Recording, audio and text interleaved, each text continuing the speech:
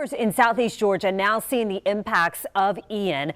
Several bridges in St. Mary's now shut down. That includes the bridge on the North River Causeway, also the bridge over Dark Entry Creek on Georgia Highway 40.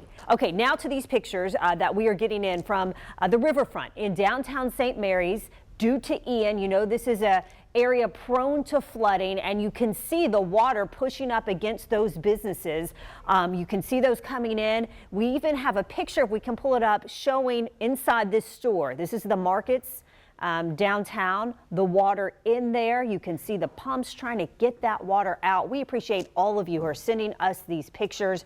I want to show you a picture from the boat dock in St. Mary's. If we can pull that up, you see right there on the St. Mary's River, that is now starting to go underwater. So these are just some of the pictures that we've gotten this afternoon. If you have pictures of storm damage, feel free to post it on my Facebook page. You can post it on social media using the hashtag FCNStorm. As we continue to monitor the impacts that Tropical Storm Ian is having here on the First Coast. Here's some more pictures. This is a downed tree. I'm not sure exactly where that picture was taken. I want to say that might be in Jacksonville. But with these strong winds, that is something that we have to be concerned about, with tree limbs coming down and things like that. So that's why you got to be really careful when it is windy out there. If you have pictures, if you have videos, you can also download the First Coast News app. Click on the Near Me tab. That was West Augustine. Okay, that large tree down, that was in West Augustine. And this right here, this is downtown St. Augustine. And look at the waves coming. You see that boat just right there going up and down. We have Jessica Clark there. This is video of Avenida Menendez this afternoon. The water in the street nearing the top of the seawall.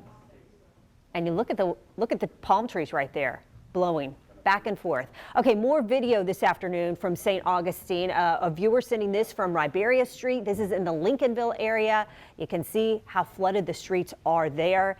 And then new videos coming in. Jessica Clark, she's doing an excellent job covering Ian down there. The roads now so flooded that people, these guys right here, using kayaks to get around. The water now going over those seawalls by the bay, that water going into nearby neighborhoods. And I want to show you some videos from other parts of the state getting hit hard by Ian.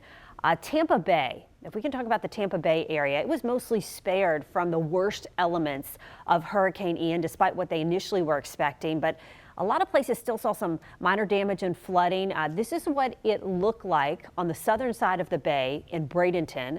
Authorities in Manatee County reported maximum wind gusts of 85 miles an hour in the northeast corner of the county. And look at this video. Rescue crews. This is in Kissimmee, Florida. Airboats. You see people, families packed onto those airboats as they are brought to safety. This was early this afternoon. Look at these heroes, first responders taking those kids. They pulled this family from a neighborhood in Orange Blossom Trail that's near Bonita Street in Kissimmee. People grateful to be rescued. And this bridge connecting the Florida mainland to Sanibel Island, an area hit hard, completely like that, destroyed. This is the Sanibel Causeway. It fell into the Gulf of Mexico during Hurricane Ian, cutting off access to that island. We know that 6,300 people call that island home. Not sure what they're going to come home to for those who evacuated.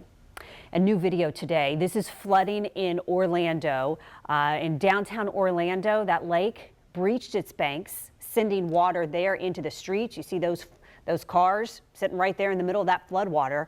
People in that area are being told to shelter in place until these floodwaters start to recede. So we want to thank all of you who are sending in your pictures and your video of the damage being caused by Ian. We're continuing to track all of this. We will have more continuing coverage of Tropical Storm Ian right after a quick break. We'll be right back.